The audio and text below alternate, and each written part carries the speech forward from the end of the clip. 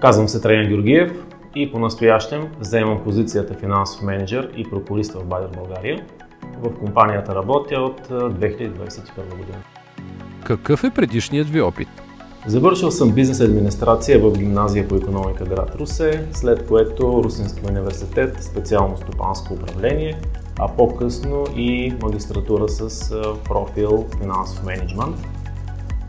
Професионалният ми опит до момента е изцяло в финансовата сфера, като през годините съм имал и някои по-тесни допирни точки с логистика, с снабдяване, с митническо оформяне на документация, дори и с ТРЗ и човешки ресурси.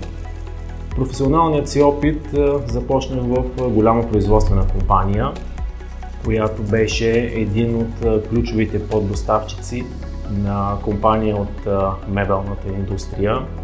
Там се докоснах до основните бизнес процеси, налагани от една голяма, бих я нарекал, бизнес империя.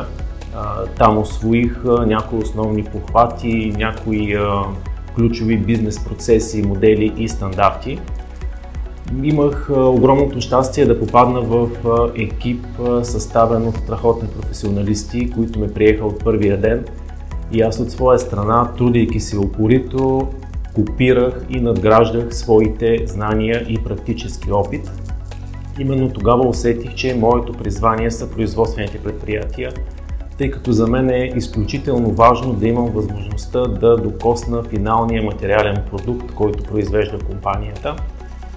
На база опита, който натрупах, имах възможност на един по-късен етап да надградя своите умения в компания, която работи в керамичната индустрия. Там успях да извървя целия път в финансите, като стигнах до най-високата възможна позиция в финансовия отдел на предприятието.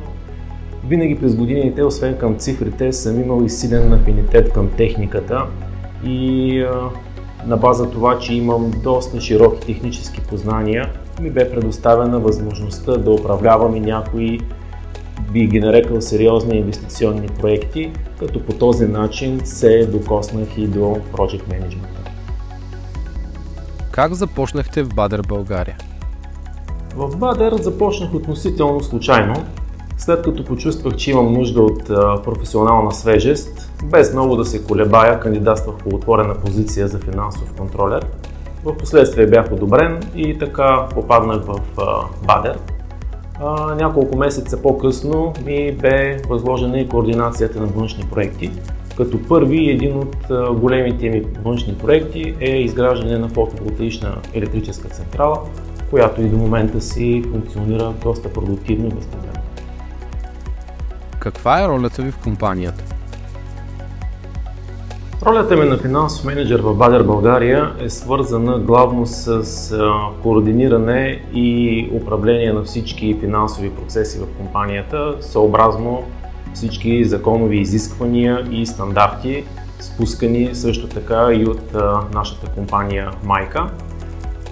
Отговорен съм и за един страхотен екип от професионалисти, които неуморно и ежедневно се справят с всички предизвикателства пред тях. Също така в документалната си част координирам инвестиционните проекти на Бадер България, както и такива, които са свързани с усвояване на средства по национални и европейски програми. Участвам пряко в стратегическия мениджмънт на компанията също. Какви са целите пред вас в Бадер България? Освен коректното протичане на всички финансови процеси в организацията, моя основна цел е максимална автоматизация и дигитализация на бизнес процесите. Този път е доста стръмен и труден, но смятам, че ако го извървим правилно, това ще допринесе максимална полза за много потребители. От една страна за тези, които пряко вкарват и обработват данните, тъй като това би ги типизирало и улеснило, а от друга страна и ползвателите на различните видове репорти и отчети, тъй като ще им дава възможност в различен разрез да правят анализи на различна по своя род информация. Мой основен приоритет също така е запазване на финансовата стабилност и независимост на компанията, както пред компанията майка, така и пред наши външни контрагенти и партньори.